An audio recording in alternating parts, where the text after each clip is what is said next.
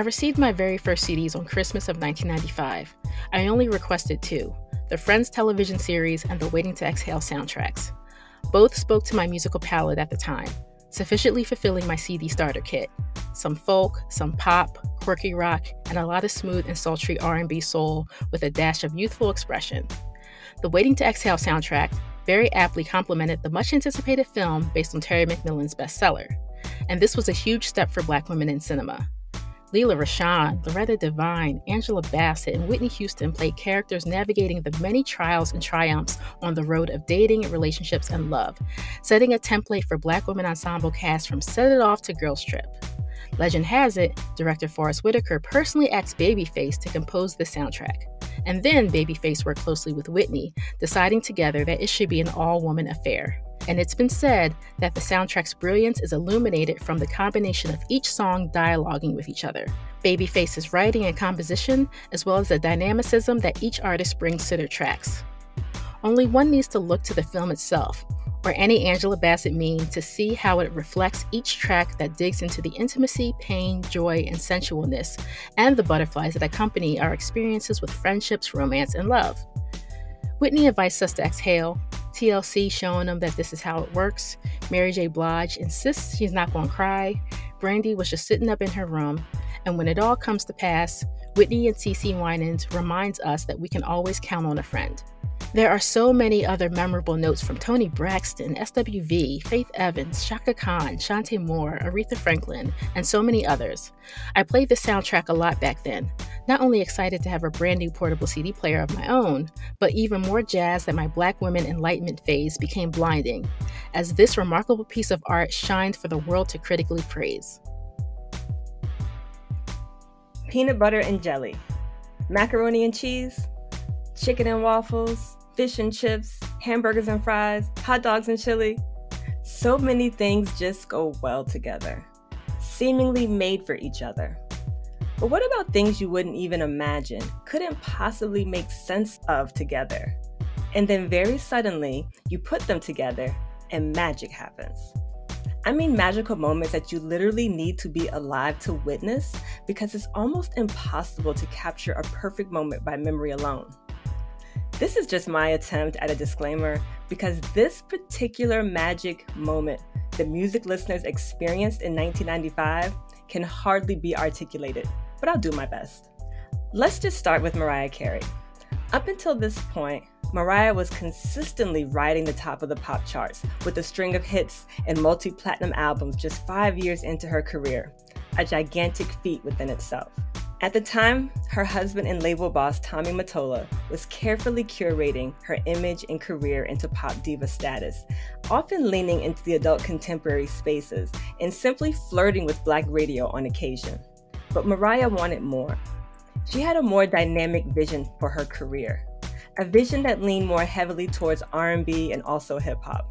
Sampling Genius of Love's wonderfully strange, super catchy post-disco funk track from the Tom Tom Club, and working with producer Dave Jam Hall, the song Fantasy was born.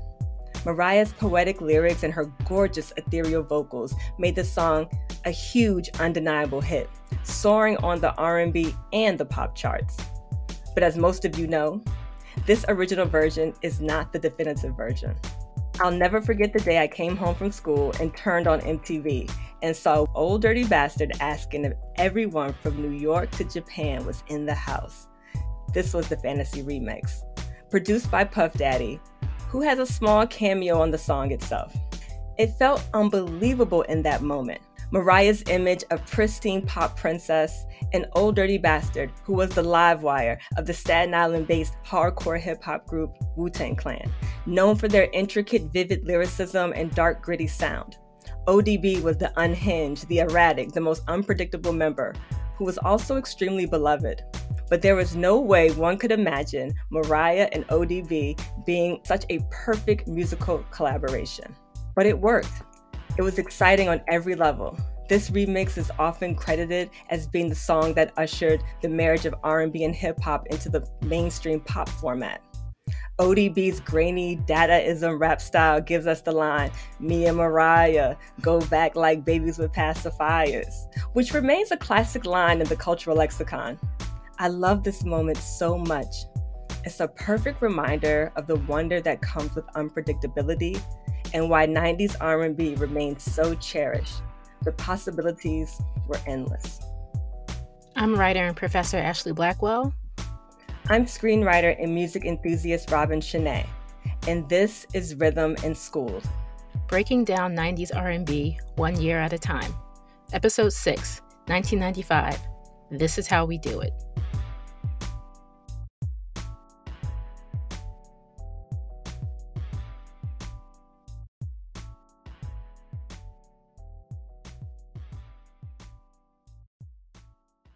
What I've absolutely loved so far about working on this podcast has been remembering and observing the evolution of R&B and all the multi-layered movements and subgenres that emerged during this incredibly fruitful decade. In 1995, something happened again. A sound emerged that didn't quite sound like anything on the radio at the time. The sound felt more rooted in 70s soul, but also felt like a spiritual companion to contemporary alternative hip hop. The sound felt both new and old, a paradox that invited listeners to look back and forward at the same time. Some were calling it progressive soul, but record label exec Kadar Massenberg coined it neo soul.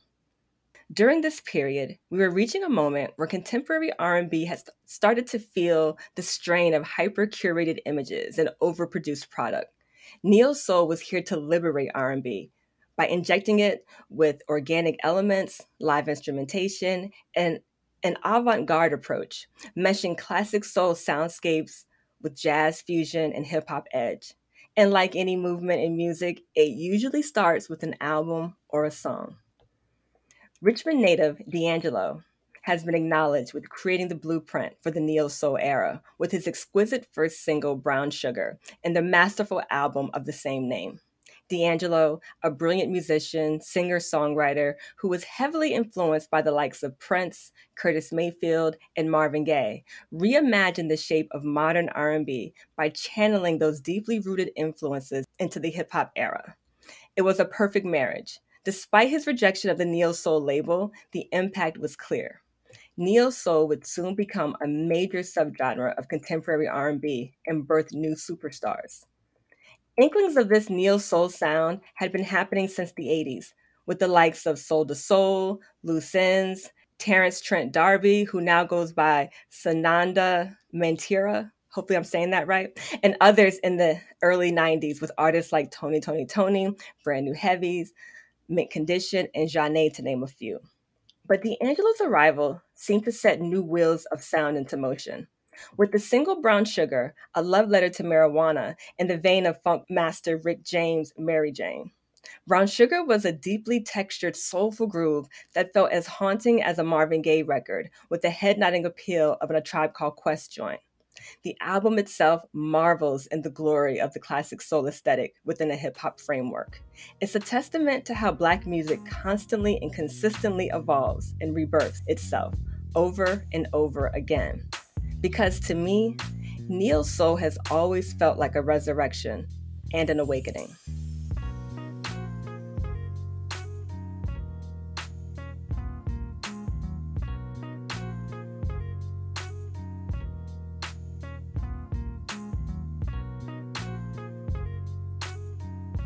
1995 saw ever more endless news stories, entertainment innovations, and the bold reemergence of a quiet former Canadian child star / pop singer who sent tidal waves into the consciousness of a music consumer culture and industry, a force who led a wave commonly noted as the era of women in rock.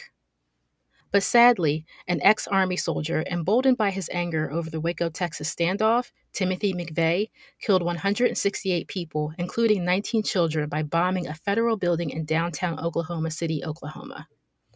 Additional huge news was the first mammal to ever be cloned from an adult cell. Dolly the sheep was born on July 5th and lived for 7 years. But probably the headline's full eclipse was former football hero turned Naked Gun co-star O.J. Simpson and his trial for the murders of his wife, Nicole Brown Simpson, and her friend Ron Goldman became known as the trial of the century. An American television sensation, it was watched closely by millions of people, spawning countless commentary from comedians and other pop culture sources such as The Simpsons and Seinfeld. And then Jay Leno could be seen cracking on it quite often on The Tonight Show. Now, do you remember where you were during the verdict? I was in middle school, and it was an afternoon, Eastern Standard Time. And when it was scheduled to be announced, no lie, not one teacher could be found anywhere, and the students were left with no supervision whatsoever. Many of us were surprisingly civilized as we were just as interested in the news as our teachers. School let out early that day. The OJ verdict afternoon was absolutely surreal. Ashamed to say, my peers, and internally myself, were happy with the innocent verdict. I think age, maturity, and time helped me reflect on its complicated nature and that this was no occasion to celebrate. With the prevalence of cable and the dawn of the 24-hour news cycle, one could point to the trial setting a tone for our national obsession with reality TV. Released to warm audiences up for the hotly anticipated film, Whitney Houston's opening single on the Waiting to Exhale soundtrack, Exhale, held the record for the longest streak at number 2 on the Hot 100 for 11 straight weeks. If you had MTV and watched regularly, then it should be no surprise that the Billboard year-end top single of 1995 was Gangsta's Paradise by Coolio featuring LV. But in many corners of the universe, nothing quite shook up our consciousness like the one Alanis Morissette. She released her third studio album, the Maverick stamped and approved Jagged Little Pill, on June 13, 1995. Now, you ought to know quite possibly the mic drop of all breakup songs pierced ears on July 7, 1995, followed by other singles like All I Really Want, Hand in My Pocket, and the smash Ironic. Jagged Little Pill was number 1. The album sold over 33 million copies and garnered Alanis an obvious massive amount of attention. Appearing on the Rolling Stone cover in November 1995 next to the questionable copy Angry White Female as Wit for Pay, Alanis helped secure a rock-pop doorstop for deeply personal, unapologetic, full-fledged self-expression in her songs and lyrics. In film, the world witnessed the first ever completely computer-generated film, Toy Story. It was also the first feature-length film from Pixar. It was one of the biggest films of the year, including Batman Forever, Apollo 13, Disney's Pocahontas, Die Hard with a Vengeance, a personal favorite of mine, mainly for Samuel L. Jackson's always dynamite performance, and Seven. Another breakout film of the year was the surprise hit Clueless, a teen film for the ages released in the summer. The Aerosmith video girl Alicia Silverstone led the now beloved cast. She became even more of an it girl to watch. I have concrete evidence from teaching a course on teen films that even today's youth are still enamored with this film. The new top TV shows on the block were Friends and the less discussed Caroline in the City, starring 80s film starlet Leah Thompson. It lasted for 4 seasons. And speaking of Friends and its ascent to wide acclaim, my deepest apologies for missing out on mentioning the debut of Fox's Living Single in 1993, about 6 Black 20-somethings living in Brooklyn, all with a variety of personal and professional goals that was funny, inspiring, and riddled with chemistry. Now, y'all, Living Single was the successful template for Friends. Oh, it most definitely was. Such a busy year. So much happened. And I remember it all, especially the OJ verdict because I was in high school. I remember that each classroom had a TV. And I think I was in my history class as the verdict was announced. It was such a surreal moment with all the mixed reactions that happened after the verdict was announced. The whole day honestly felt really bizarre. On a lighter note, I remember buying Alanis Morissette's Jagged Little Pill and playing it constantly. Such a gigantic moment in music. She had us all in a chokehold for real. I was becoming like this really huge rock fan in the 90s and just starting my journey of going back to rock music of the past and loving that too. Oh, and Clueless. Clueless is arguably a masterpiece. Love that movie so much. So much of the slang used in the film became very popular among my peers. And I love that this film still resonates with the youth of today. It's very funny and very smart. And shout out to Alicia Silverstone. Wherever you are, whatever you're doing, hope you're doing well. She's in movies now. That's right. Oh, More yeah. movies. Yeah. Love to hear that. And yeah, the Waiting to Exhale soundtrack and movie were a huge deal. A film about Black women and their romantic relationships made millions at the box office, and that was significant. And there was a lot of conversation about the film within the Black community regarding images. The soundtrack is one of the greatest ever, in my opinion. Babyface's genius is front and center on that soundtrack, and all the amazing Black women recording artists he worked with to make that album just as cherished as it is. Oh, and shout out to Shantae Moore's Way You. That song is such a vibe. And I used to play it over and over again.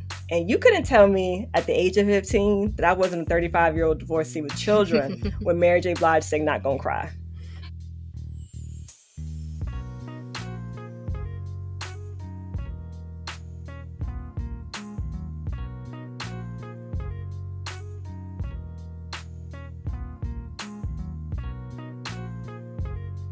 The top 20 R&B singles of 1995 according to Playback FM. Fantasy by Mariah Carey. This Is How We Do It by Montel Jordan. On the amazing podcast Still Processing, the culture critic Wesley Morris has a really wonderful reflection about how this song is actually a country song, and that the line in the song, "All the gangbangers forgot about the drive-by," is far more significant than is acknowledged. I mean, it was stating that this was such a good time in this song that folks didn't die that day. Like, that's a really interesting observation. Exhale, Shoop Shoop by Whitney Houston. Love this song. Whitney in her R&B bag will always be my favorite Whitney. You Are Not Alone by Michael Jackson. Missing by Everything But the Girl. So shocked to see this on the R&B charts and this high up. I mean, it's a very good song, great remix as well, but I don't consider this R&B. One Sweet Day by Mariah Carey and Boyz II Men. Nobody Knows by the Tony Rich Project. Talk about where are they now? I would have loved to have heard more from the Tony Rich Project. This song has that country folk babyface-esque vibe to it. Just a completely different sound on contemporary Black radio. Love that it was so embraced too. One More Chance, Stay With Me by Notorious B.I.G. Love this song, love this video so much, all those endless cameos. Gangsta's Paradise by Coolio featuring LV. Bombastic by Shaggy. Don't Take It Personal by Monica. Candy Rain by Soul For Real. I'll Be There For You, You're All I Need by Method Man and Mary J. Blige. A perfect marriage of hip hop and R&B. Freak Like Me by Adina Howard. The way we weren't supposed to be singing this song. Baby by Brandy. If You Love Me by Brownstone. You Remind Me of Something by R. Kelly. On Bended Knee by Boyz II Men. Waterfalls by TLC. And Scream by Michael Jackson and Janet Jackson. And real talk, it took me a minute for this song to kind of grow on me when I first heard it, but it did. This is a really dope rock song. Hearing Michael channel his rage was really interesting. Also, just him and Janet collaborating is epic. The video is fantastic, especially the choreography. Yeah, this was a really big moment. So This Is How We Do It could be considered a little corny now. I've heard some really funny jokes that people have made about it. And it all in good fun, though, not totally like trashing it. To me, honestly, it's still so fun to sing and dance to. I still love listening to it, especially if you have a history with the song. If you were young when this song came out, you probably like this song. And to me, the song is timeless. And sidebar listeners, we considered naming the podcast after the title of this song. We really did. And Missing by Everything But the Girl, this song feels more EDM to me. Mm-hmm. I did really like this song, but this is just a bizarre choice to put on an R&B chart, but fine. I like the song again, but it just feels so out of place. I agree. This isn't R&B. It has a soulful vibe to it because of the singer, but other than that, no, I don't think so. And One More Chance is just a great combo, right? It's due to the DeBarge sample, and then you have the chorus. And I believe Puff Daddy's vision, or one of his visions, was to make Biggie a very marketable artist and cast the widest net possible. And I think they succeeded in spades, especially with this single. Scream was a tune that I like instantaneously. I was, again, one of the people probably very much like you who saw the video when it first premiered on Fox. Mm-hmm. It has more resonance being older, especially if you like listen to the lyrics and you can truly relate to that level of personal rage. I love how the song is both overtly personal and political, and I love the chemistry between them as siblings and as artists. It's actually the most expensive video ever made, and if you know anything about MJ as a fan, it's no surprise that he spared no expense.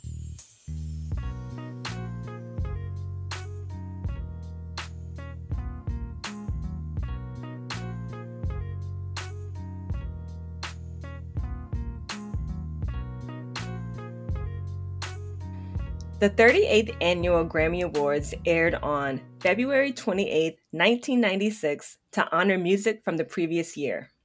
The nominees for the Best Rhythm and Blues Song of 1995 are You Can't Run by Vanessa Williams, Red Light Special by TLC, Creep by TLC, For Your Love by Stevie Wonder, Brown Sugar by D'Angelo.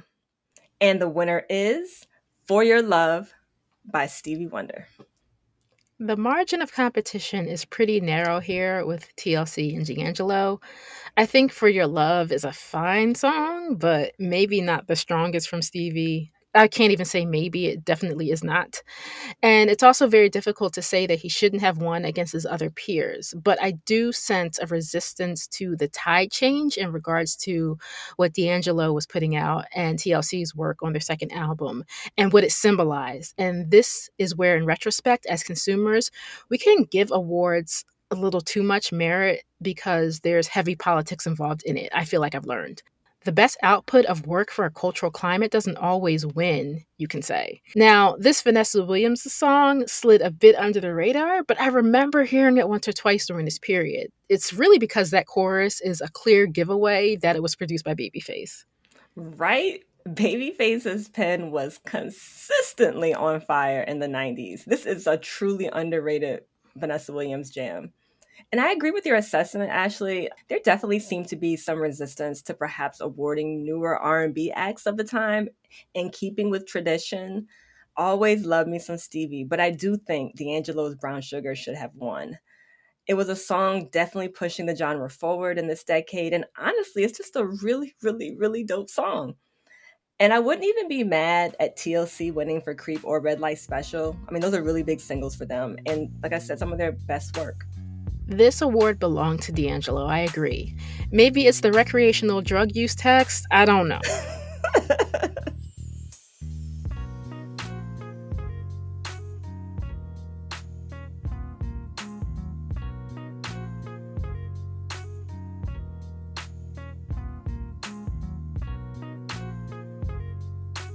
Doing the impossible, this is where we choose just a few of our favorite tracks from the year. The first track I chose is Can't You See by Total featuring Biggie Smalls, aka the Notorious B.I.G. Give me all the chicken heads from Pasadena to Medina. Man, that Notorious B.I.G. rhyme over that James Brown sample was a moment. I don't know, but this song feels like a cultural reset. Maybe because it is a flawless example of hip hop soul and one of the most exquisite products of that musical marriage.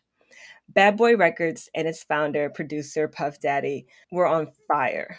Endless hit records with these signature classic soul and funk samples. The girl group Total had a major hit right out of the gate with Can't You See. They were distinct in their image and sound, enough to stand apart from the sea of girl groups in this era, which is really impressive. They didn't sound like any other of their contemporaries. This video had them in all black with shades, and it had like this futuristic feel to it. And in terms of vibe, I mean, they lean towards TLC, which feels to be an obvious influence, but their sound, totally their own, pun intended. I love how lush their harmonies are on this track, just smooth as hell. They just had their own unique flavor. And back to Biggie's opening verse, when the endless debates for greatest rappers of all time comes up, you could just play this verse by him. It, to me, is a prime example of Biggie's humor, cleverness, skill, and genius as an MC. There are just so many quotable lines here. Truly one of the best rap features on an R&B track of all time, period. Agreed. And Total were like this splice blend of everything you've seen lately from girl groups during this era, yet something completely original. You could say that Puff was always looking for a more original angle to market the artist under his label. And Pam's voice was distinct, and the song, the video is the door opening for the shiny suit era of hip hop R&B as it's sometimes described. Oh yes, the shiny suit era and its inevitable backlash was quite a time to be alive. All right, for my next song, Vibin, the New Flavor remix by Boyz II Men featuring Tretch, Craig Mack, Busta Rhymes, and Method Man. Street cred was becoming a really big deal in R&B at this time. With the rise of hip hop, the image making street cred was driving the market and Black listeners' perceptions. At this point, Boyz II Men were pretty much the biggest selling male R&B group of the 90s. Their music dominated the R&B and the pop charts. And this kind of mammoth success could be a double-edged sword for Black artists. The idea of becoming too pop was considered as though you were abandoning Black audiences or you were selling out. And this is an old idea, too. I mean, we've been having this conversation about Black artists for years. Boyz II Men were initially marketed as the preppy boys next door in the vein of Carlton Banks. And many of their hits tended to be MOR or middle of the road in terms of their mainstream pop format's embrace of them and their appeal. The Vibin' New Flavor remix felt like it was a moment where Boyz II Men wanted music fans to know they were hip hop heads and were not selling out. By finding some of the best rappers in the game to take center stage on this song was a very strategic move. But it worked for me because I really dig the song and the rappers and their verses. The original Vibin' is just as dope, but this remix is a reminder of how influential hip hop was becoming and how much it influenced other genres and artists. Basically, great analysis. I agree. I really like the original, which doesn't read as pop at all to me, but kind of that cool breeze R&B. Marketing and image played a huge role in the perceptions of Boyz II Men and their success. Yes, 1000%. I'm sure I never heard this song before until the podcast, and I'm pretty sure it was because I was so sick of them at this point in 1995. They were everywhere, and I was lukewarm on Boyz II Men, as mentioned before in a few episodes back. But it is truly hard to ignore the great music they put out, and this single is an example of that. And adding to your thesis, how about their chorus appearance on Hey Lover by LL Cool J? I love that song, and it was yet another song we were too young to be listening to, but I absolutely loved it. Yeah, I mean, Hey Lover with LL Cool J was a really good look for them. And it also happened in 1995. So this feels like a very intentional moment where Boyz II Men were working with hip hop artists and trying to appeal to that particular audience. Yep. Next, Tell Me by Groove Theory. Very excited to talk about this song. Kind of going back to what I said about Can't You See with Total and Biggie, Tell Me feels like another one of those perfectly executed R&B songs that everyone and their mama loved from the moment it first arrived on the airwaves. Every head was nodding to that beat. I think it's that collective familiarity. Producers quickly realized that those classic soul and funk samples could sometimes create an instant hit because listeners could feel the familiarity even if they didn't initially know why. So Tell Me samples the bass line from Kenny Burke's Rising to the Top, which the Mary Jane Girls sampled for All Night Long. Then we have the dreamy vocals from Amel Larue. I truly love her voice on this. I also love the lyrics. That first line, I've been doing my own thing. Love has always had a way of having bad timing, hits a nerve for me. I need it on a t shirt. The defining line of my entire romantic life, sadly. But that's what makes it so relatable. There's a beautiful simplicity to this song that I think also captured listeners when it dropped. There's nothing that feels overproduced here either. Everything feels really pared down to its essence.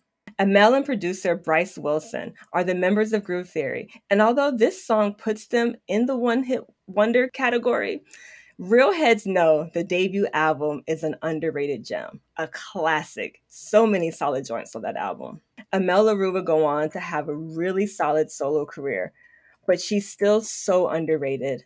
Also, shout out to Trey Lorenz, who appears towards the end of the song. His voice blends so beautifully with the males. He is also the male vocalist complimenting Mariah Carey on her gorgeous cover of the Jackson 5's I'll Be There.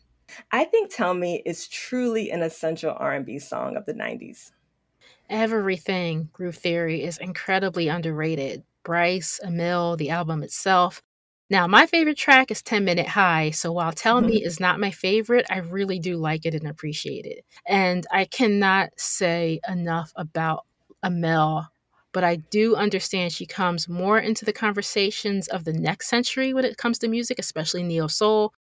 Her albums have been life-changing for me, and the lyrics in her work points directly to her uncompromising spirit, which is why I love her so much. It's why she absolutely has not been a bigger artist in any arena, but I absolutely love her. I will sing her praises till my last breath. No, she's fantastic. So for my next selection, I chose Who Can I Run To by Escape. I am so excited to give some love to my favorite Escape song.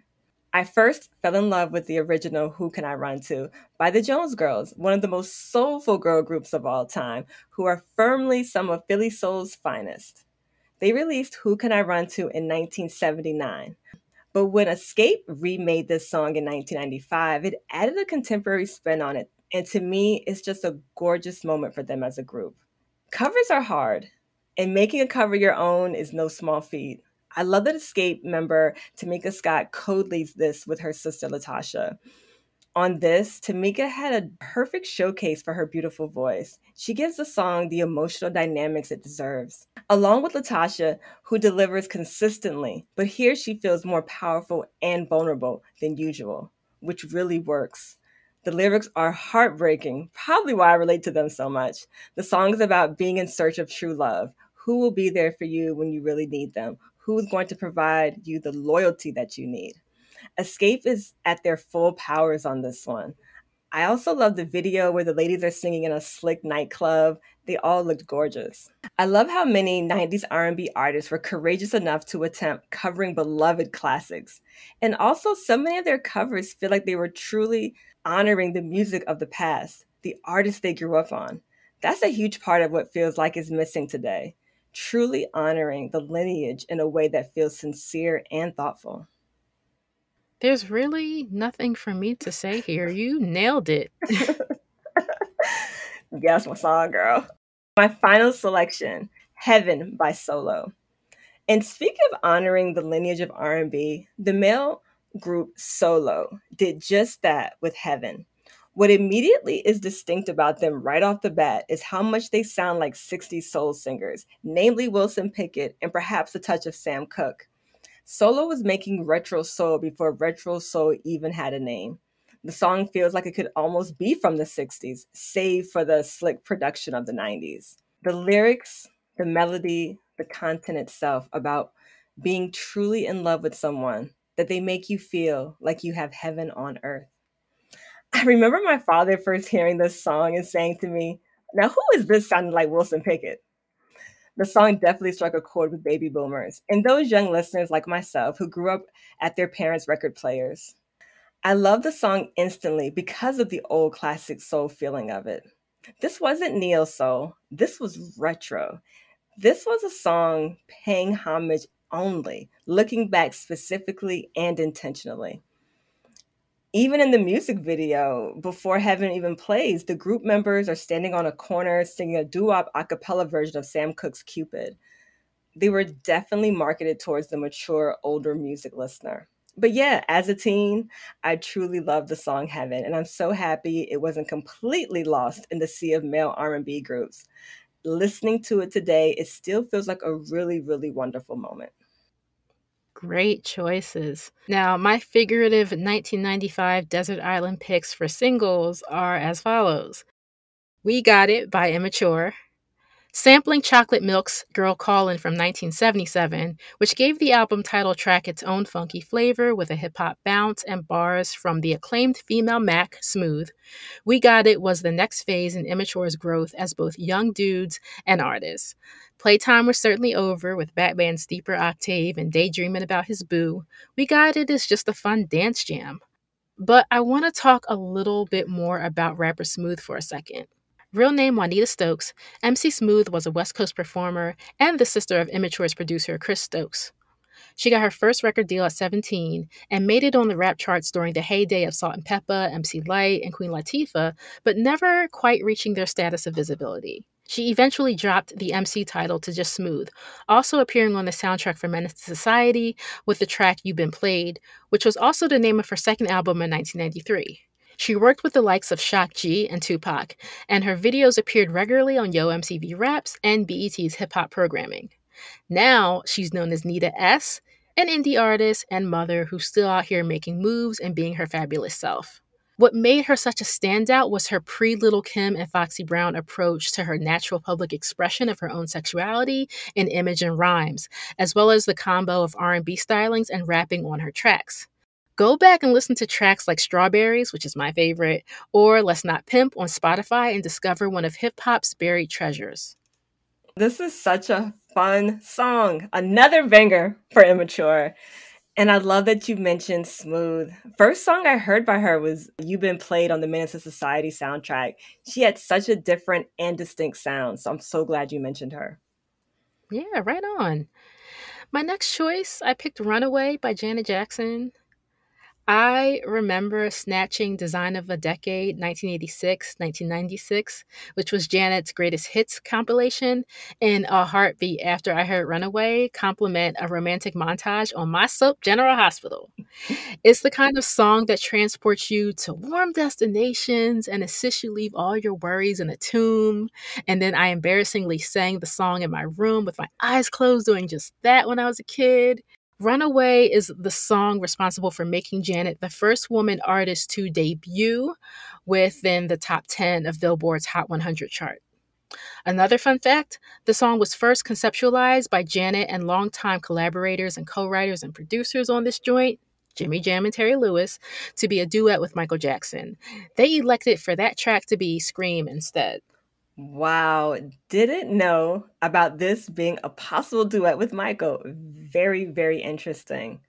Another R&B pop classic by Janet for real. Like, it's such a breezy little jam that feels made for laid back weekends and spontaneous getaways. Oh, I love this song. Mm-hmm.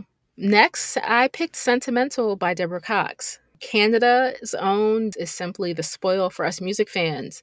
She was all powerhouse vocals and undeniable talent, with one notable beginning. She was a background singer for Celine Dion. Sentimental just gets down to Deborah admitting that she let a good thing walk away, and that now that you're gone fashion, she's feeling the feels when she thinks about them. And the hymn in the music video was Omar Epps, who had all the New York 90s male swag appeal that was just oozing on that screen. Also, this production was by the ever-present Dallas Austin. Man, the way Dallas Austin deserves so much more recognition, he feels sorely overlooked when we talk about producers, especially in the 90s. And yeah, this is such a solid jam. Definitely one of my favorite Deborah Cox songs for sure.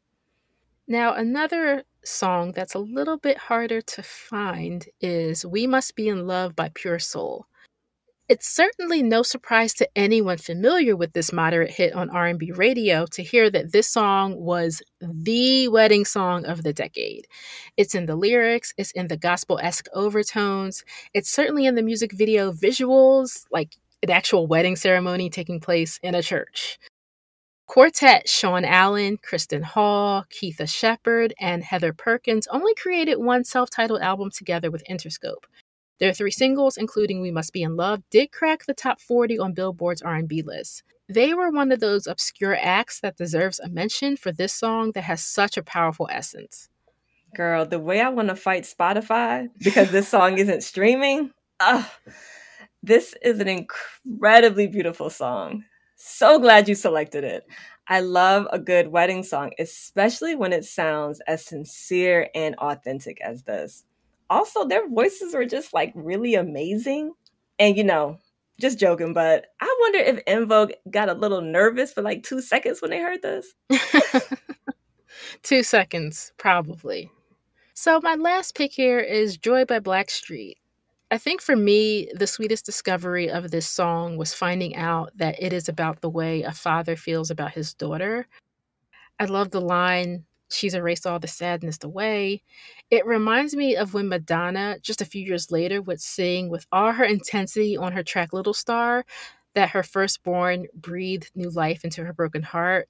That line almost makes me want to cry every time I hear it. A modest, well received hit with Levi Little taking lead here. I don't have much else to say about this song except that I just love it a lot. It's so great. It sounds sweet. It was written by Tammy Lucas, Teddy Riley, and Michael Jackson. Whew, when a song is just so amazing, I barely have words.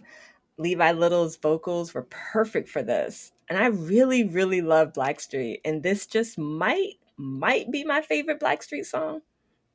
Oh, it's definitely mine for sure. I can still hear joy in my head. Even when someone mentions the song, I just start hearing it. Yeah. It's such a thing with that song. I love it. I like Blackstreet's other work, but Joy stands out to me. It really more does. so. And I also think giving it to someone who doesn't sing regularly lead does something else to the song. Like it could have easily just been Chauncey singing or Dave Hollister, which would have done justice, but him specifically is doing something to that song that I don't think they could have done.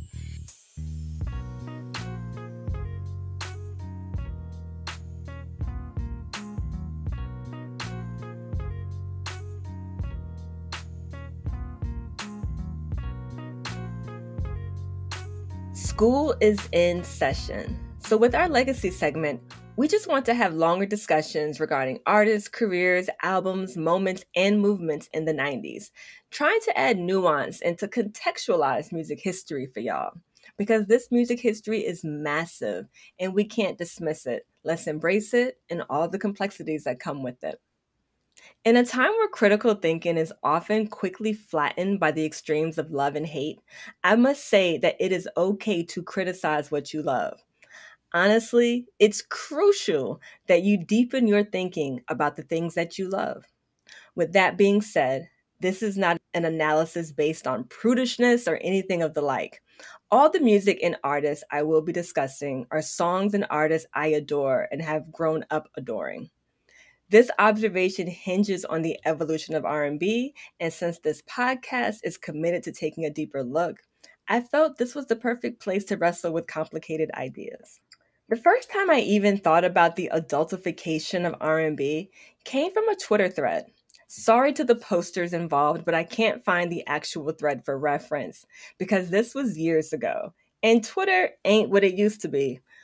The topic was about favorite cover songs. Someone replied by posting the Jackson 5's Who's Loving You, where an 11-year-old Michael Jackson sang with passionate conviction a tale of love and heartbreak. If you know this song or watch the performance, which can be found on YouTube, you will have goosebumps. Michael sang this song better than Smokey Robinson, who wrote the song, and even agrees that young Michael's cover is definitive. The original Twitter poster replied back that although Michael sounded great, he was concerned about a boy his age being able to sing something so emotionally mature. I was blown away by this response because it was something I never, ever considered. I mean, aside from sheer talent, should a child even be able to convey that kind of emotional maturity? And is that a good thing? I've thought about this for a really long time. R&B has always been grown folks' music in terms of content, which primarily concerns the vast, complex emotional themes of love, sex, obsessive desire, adultery, heartbreak, and pain. And at one point, marketed primarily to grown Black folks. So what happens when recording artists under 18 are signed to labels to make R&B music? Overall, the Jackson 5 were singing cutesy R&B songs that were occasionally emotionally mature. Berry Gordy was trying to market their sound to kids and to adults. In the 1980s, New Edition's sound was inspired by the Jackson 5 and seemed age-appropriate, with songs like Candy Girl, Popcorn Love, and Mr. Telephone Man, to name a few. Even the Boys scored a big hit in the 80s with the age-appropriate Dial My Heart, to me, the essence of a bubblegum R&B pop hit. I remember an unsung episode about the Jets, who in the 1980s had a hit R&B pop ballad called You've Got It All, which was sung by then 12-year-old Elizabeth Wolfgram, who has stated that she didn't even understand the romantic lyrics of the song because she was so young. If you've heard this song, you know it's shocking to realize she was 12 because the vocals are just so mature. But by the 90s, R&B saw a huge upswing in teen music sensations. In our last episode alone, we discussed Brandy, Immature, Aaliyah, and Soul for Real. So what happens when a young recording artist naturally has a wiser than their years voice? For example, Monica, who blazed on the music scene with her debut album Miss Thang. The title itself, a Black colloquial term often used to identify girls who were acting older than their age. Monica is an incredible vocalist, and it was hard to believe she was 14 when she recorded many of the songs on the album. Like 15-year-old Tracy Spencer before her, who had a Quiet Storm ballad with tender kisses, sounding far more mature as well, Monica's vocal maturity is what set her apart from other teen acts of the time. Even in image and marketing with music videos, Monica appeared very grown up. We're the same age, but at 15, I felt like when I saw her in music videos, she was much older than me. Also thinking about teenage Usher, when the label wanted him to get some more swagger, they sent him to New York to hang with Puff Daddy. As stated before, the desire to give artists street cred was significant to image making as hip hop was beginning to dominate the charts in a massive way. The first single from the Devontae Swing produced, Can You Get With It, has young Usher singing that it's only, quote unquote, a sexual thing. I often think about the single This Little Game We Play by Subway and 702, two teen R&B groups at the time. The song was a hit in 1995, and me and all my friends knew every single word. The song's content has to do with the teasing seduction or fun and games of sexual prowess. This would be Subway's only hit, and 702 would go on to have a much more impactful career. The song and video feel like a quintessential example of adultification in R&B. When Tevin Campbell sang Shh, Break It Down, written by Prince, he was still in high school. The song about a sexual escapade with lyrics like, quote unquote, I'd like to do you after school like some homework, were at complete odds with the boy next door image Tevin Campbell had cultivated. And Tevin himself admitted to being uncomfortable with some of the lyrical content. He apparently needed to be totally alone in the studio to even sing it. Even the third single from Soul for Real has a teenage Jace singing, quote unquote, if you want it, you can have it, come and get it. Something I remember giving my mom pause when she first heard it on the radio. Not all teen artists in the 90s were given mature sexual content or wise beyond their years images. Early Brandy was marketed as far more wholesome and just as successful. As I said before, this is just a brief analysis. It's obvious with teen music acts, labels were desperate to appeal to kids and adults. But at what cost? This is something that's been on my mind for a while. I find it to be an interesting observation and conversation when we look back on our love for this music and wrestle with it in a more nuanced way. I honestly would love to see more analysis around this subject matter. And like I said at the top, I love these songs and artists, but I think it's important to have these nuanced conversations when we reflect. Thank you for bringing this topic to the forefront here. One of my favorite podcasts is Black on Black Cinema. Shout out to those brothers and sisters. One of the co-hosts has two sons, and in referencing his oldest ones, he has made it abundantly clear that he is not a little man or any term of endearment or otherwise. He's a boy. He makes that fervently clear. Not to get too off topic here, but I've personally and culturally experienced this sense of urgency to grow up quickly because I think for many of our parents, we were not stepping into a world that was going to be kind to us, much less fair. So if we soldier up in a sense early, we'd be better armed for the blows later. And I think that trickles a little bit in the music business for a lot of these younger artists. So for me, I had a bit of more of a balance when it came to being a kid, but also having to grapple with grown folks' business in a way I was forced to, and just in the way I was just exposed to. It's this kind of odd, messy discourse that we have about these kind of situations, because what are the proper healthy boundaries for children and adults? So the little voice inside of me sometimes nudged at my curiosity of seeing teenage entertainers present widely beyond their years, even with all that experience that I had on my own. So one of the first people I think of is Foxy Brown. And she was the first entertainer I remember. I had my jaw on the floor when I found out how old she was when Il Nana was released. Now, it's an album that still goes hard, but I don't feel good about Foxy's age attached to that image and the lyrics. Like when I found out she was, I Mm-hmm. believe, 16, that was just like, okay, this is a little too far. When you first mentioned that Tracy Spencer was a teenager when Tender Kisses came out, that was another thing where I was just kind of shocked. You remember the inflection in my voice. And I would have never guessed she was so young. I'm thinking when I remember first hearing that song when I was a kid and seeing the video, I'm just like, okay, she's in her early 20s. Like I would have never have thought she was younger than that. And Monica's another huge standout for me. It's the same. I think Miss Thang, the title alone had my spidey senses tingling. And when the album first came out, I bought it because I liked all of those singles. I liked the album itself. But man, did I spend time in my bedroom gawking at that cover and the inside cover of the CD, because there's this affect about Monica's image that told me she presented as much older than she was. So I'm like, okay, I get that she's a little bit older than me, but I'm just like, why?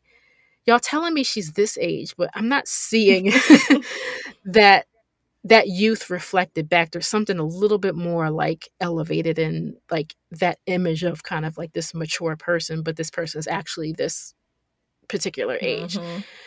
And again, it just goes back to this idea. Like I love these songs, I love this output of music, but it was a bit much for me, a little bit. And Monica had that swag, she had that maturity to her that I could not even fathom at 14. But let's shift to a slightly different age bracket here. Still youthful, but years ahead of the previously mentioned, a singer-songwriter in her early 20s planted a very firm flag on the full-grown R&B that was just on time in her personal and professional life in 1995. Who was this new mezzo-soprano? Faith Evans just fascinated me. She was the new soulful vocalist on the block. Even the cover photo for her debut album that I bought with my allowance money in 95 is raw. It's all face. Her very light skin somehow magnifying the bright white background she nearly completely covers, and her first name highlighted in golden lettering, both her name and something the artist firmly stands by. I opened this CD case so much the hinges cracked off long ago. Just before she made an album so good you'll wear out the case, Faith was a session singer and arranger working for and with Al B. Shore when she was around 20. He gave her a business-friendly title, The Doctor, because of her skills with melody and vocal enhancement. Faith had the gift to make songs better. And then one fateful day, she was only there to give a lift to her child's father and his business acquaintances, who were hired to produce some songs for a then-teenaged Usher by former Uptown Records employee Sean Puff Daddy Combs. But they needed a woman to sing on a track to impress the ornery Puff, and Faith delivered. Through the nervousness and intimidation, her lightning-fast adaptation to what he wanted, she rendered Puff Daddy, of all people, speechless. Just minutes later, he let Faith know that he was starting Bad Boy Records and that he wanted to sign her. She was shocked and very interested. Puff, like many moguls, had a vision. Faith was to be Bad Boy's first lady, his, quote, mature balladeer for the grown and sexy folks, end quote. In the fall of 1994, Faith began working on the album, which hit record store shelves in August of 95. It's pure R&B soul with mid-tempo bounce and rainy melody all throughout. This album from beginning to end is worship, bedroom speak, and a night at a smoky jazz club. Faith told us, quote, every single fight and argument I had with Big and every single makeup love-making session seeped into my songwriting for my debut album, end quote, which is clear from the project's consistent themes. And yeah, she's talking about that Big, the notorious B.I.G., Biggie Smalls, her bad boy label mate and husband. They married 8 days after meeting. They were young and pretty spontaneous. And basically, their marital ups and downs fueled her pen on just about every song on the album. Like, Soon as I Get Home, it was Faith writing what she wished Biggie would say to her, complementing this with Come Over, where I get the feeling Faith is speaking directly to him.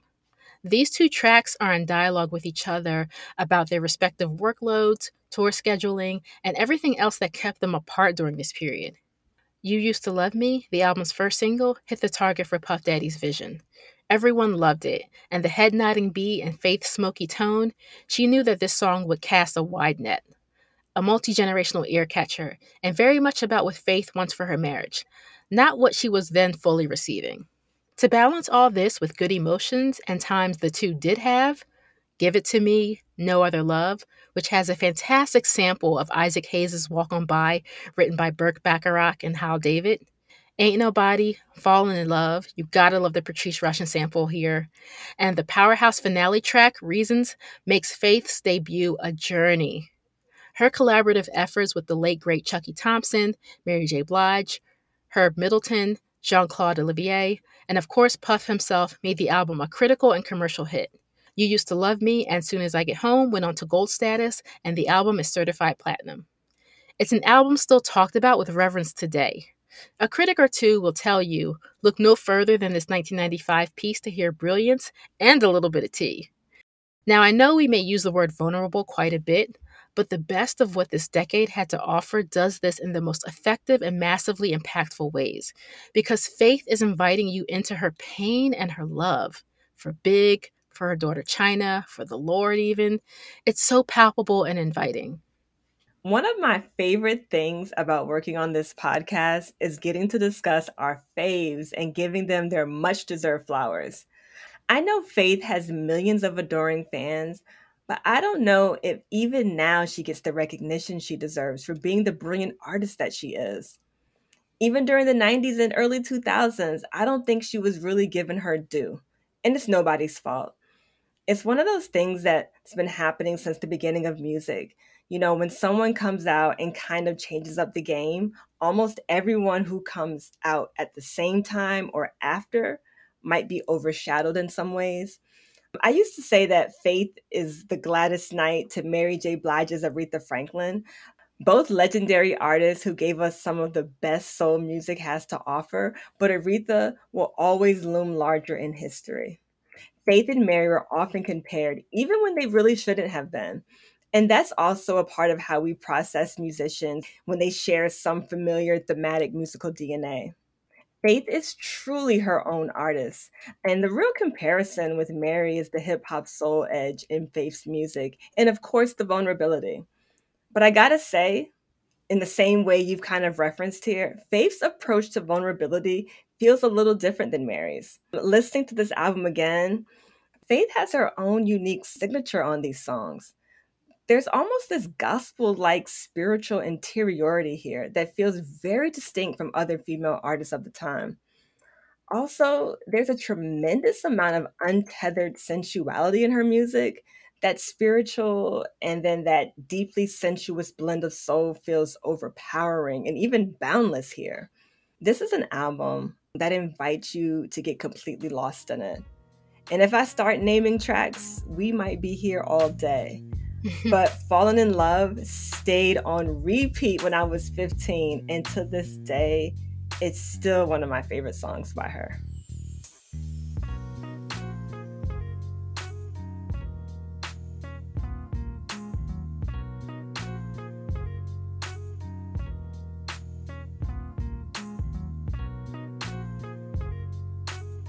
Like the Brownstone single, I Heard It Through the Grapevine are just some of the insightful tidbits we came across while doing our research or from distant recollections passed down that we wanted to mention. So, Robin, what you done heard through the grapevine? So I done heard that Joy by Blackstreet was initially written to be a song for Michael Jackson. And it was supposed to be on the Dangerous album, I think. I could totally see Michael singing this, and I'm sure it would have been just as exquisite. I mean, Michael could really work a slow jam or a ballad. Oh, totally agree. And this song is attached to the fruitful working relationship Teddy Riley had with Michael at the time. MJ not only co-wrote, but he also did the demo. And yup, it didn't make the cut for Dangerous, but MJ did sing background on the final cut uncredited.